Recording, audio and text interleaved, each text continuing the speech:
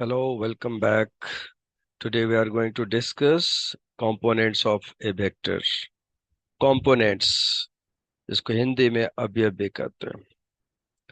components का meaning आ गया transformation of A vector into two और मोर पार्ट्स में से एक वेक्टर दिया होगा और उसको हम दो या दो से अधिक में ब्रेक कर सकते हैं।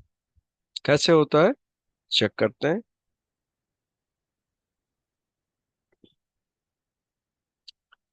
सपोज हमारे पास ये एक वेक्टर गिवन है ओपी, डायग्राम में देख सकते हैं। This is OP vector here. अब अगर हम ओपी की जगह पर यहाँ रखें इसको ओ, इस ढंग से ब्रेक करें कि ये ओ ए और फिर एपी में ब्रेक हो रहा है, तो वेक्टर एडिशन से नोन है this OP will be equivalent to O A plus AP, right. O A plus AP arrow mark.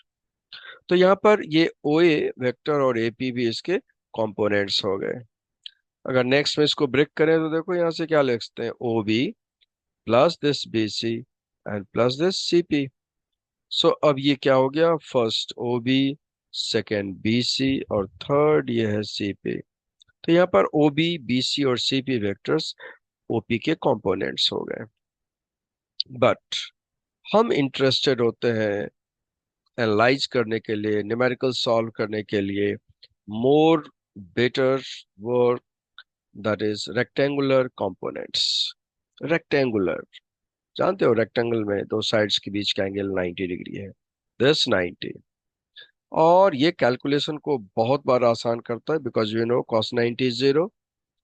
तो ये 90 डिग्री किसको रेफर कर रहा है, एक्स एक्सिस, वाई एक्सिस और जेड एक्सिस, सब के बीच का म्यूचुअल एंगल 90 डिग्री है, इंडिपेंडेंट है। हमारे कैलकुलेशन में काफी आसान करता है और हम इसके हेल्प से लॉजिकल एनालिसिस भी बहुत इजीली ला सकते हैं। तो देखते हैं कैसे पॉसिबल है। नेक्स्ट में इसको चेक करते हैं on this one here. Suppose हमारे पास यहाँ वेक्टर ये गिवन है, लाइक एक वेक्टर हमारे पास एफ गिवन है, हमने शो किया इस डायग्राम में, दिस वन दिस एफ। और ये एफ अब फॉर्म करने जा रहा है with a certain angle with the x axis. देख सकते हैं, बता सकते हैं कितना एंगल है, yes how much, theta form कर रहा है एक्स से। तो इस एफ का ये थीटा फॉर्म कर रहा है, तो हम इसको दो पार्ट्स में ब्रेक कर सकते हैं। कौन कौन से, एक हो जाएगा हमारा एफ कॉस थीटा और दूसरा हो जाएगा एफ साइन थीटा। कैसे लाते हैं, यस कैसे लाते हैं, तो वही बेसिक क्लास 10 का कॉस का ले लोगे। हियर इन दिस केस अगर इसको हम चेक करें तो हियर ये वैल्यू आ जाएगा, नोन है cos theta is what, base by hypotenuse. So cross multiply करने से बेस क्या आ गया, एच कॉस थीटा। सो शॉर्टकट सिंपली जिसके साथ एंगल बनाए कॉस, इसलिए ये हमारा आ रहा है कॉस थीटा। और सामने वाला जानते हो sir, sine theta perpendicular by hypotenuse, तो सामने वाला साइन थीटा है। तीसरा तो ये एफ है ही। तो हमने क्या किया इस डायग्राम में, अब हम चेक कर सकते हैं हियर कि इसको हमने, ये एफ इस तरफ था थीटा पर बनाते हुए, इसको दो पार्ट में ब्रेक कर दिया, एफ कॉस थीटा और एफ साइन थीटा। कॉसस कहाँ पर होना है, तो इस डायरेक्शन पे, लाइक दिस एंड दिस। कैसे डिसाइड करेंगे, तो ये एफ इस पॉइंट से अबे है, तो इसके कंपोनेंट भी इस पॉइंट से अबे हो गए। इंपॉर्टेंट पॉइंट, बिकॉज वेक्टर की बात कर रहे हैं, डायरेक्शन अपोजिट करने से जस्ट अपोजिट हो जाएगा। सो फिर से रिपीट करें, what we have to remember कि ये हमारा एफ यहाँ से अबे जा रहा है, इसके कंपोनेंट्स भी इस तरफ अबे होंगे। सो सिंपल पॉइंट, जिसके साथ एंगल बनाए कॉस, सामने वाला साइन हो गया और अबे है, तो ये इसके कंपोनेंट्स भी अबे होंगे। तो अब हम इसको अप्लाई कर सकते हैं कि सपोज इसी वाले केस में इस डायरेक्शन की बात देखें हियर, ये कंपोनेंट हमने चेक कर लिया, यहाँ तो दोनों का दोनों प्लस प्लस होता है। अगर इसमें लेंगे कोई वेक्टर तो इसका ये कंपोनेंट इस तरफ पॉजिटिव होगा और दूसरा ये नेगेटिव होगा। वही क्लास 10 मैथ्स सेकंड क्वाड्रेंट।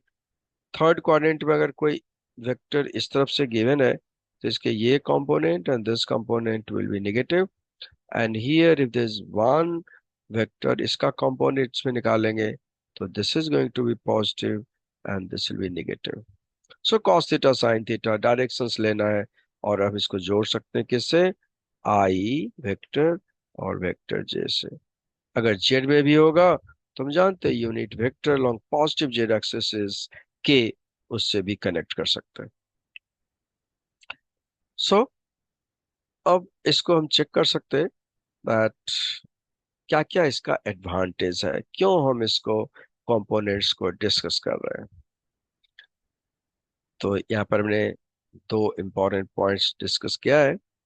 पहले देखो लाइक दिस वन, ये direction east west north south के क्वेश्चंस होते हैं, बहुत बार कैलकुलेट करना पड़ेगा हमें। सो जैसे सपोज इस डायग्राम में लिया कि एक person here starting this one, एक पर्सन यहाँ ए से स्टार्ट हो रहा है along बी, देख सकते हैं along east from B to C, along north, और सी से D certain angle theta form करते हुए फिर कुछ जा रहा है, और हमें फाइंड करना है displacement A to D first to last, इसका वैल्यू कैलकुलेट करना है। क्या कर सकते हैं, A D is A B plus B C plus C D. Interesting way में देख सकते हो कि ए बी और बी सी ये हमारा क्या है, एक्स एक्सेस और वाई एक्सेस में है। So this is X axis and this is Y axis B C. इसमें आई जे के है, कोई प्रॉब्लम नहीं है। प्रॉब्लम कहाँ पर आने जा रहा है, सी डी में। ये कुछ सर्टेन एंगल पर है, तो क्या करना पड़ेगा सी डी को, इसका दो कंपोनेंट्स लेना पड़ेगा। कहाँ कहाँ पर, ये इस तरफ है सीधे लाइक दिस, तो इसके दो कंपोनेंट्स आ जाएंगे एक्स और वाई में। और फिर जो ही कंपोनेंट ब्रेक किया जैसे हमने पहले लर्न किया है, तो हमारा कैलकुलेशन आसान हो जाएगा, which will see in the numericals how to apply it. Second example अभी देखते हियर इन दिस केस, कि सपोज करो कि एक कोई ऑब्जेक्ट रखा हुआ है, योर फेवरेट ऑब्जेक्ट एनी, और इस पर फोर्सेस अप्लाई कर रहे हैं simultaneously in the same plane F1 F2 and F3 at different angles.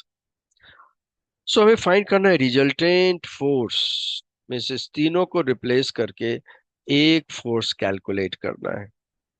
याद होगा हम लोगों ने डिस्कस किया था रिजल्टेंट ऑफ टू फोर्सेस, अब यहाँ पर आ गया थ्री। तो इस केस में फाइंड करने के लिए रिजल्टेंट क्या करना पड़ेगा कि हम एक्स वाई एक्सेस ले लें और कंपोनेंट्स ले लें सबके, तो हमारे कैलकुलेशंस बहुत आसान हो जाएंगे।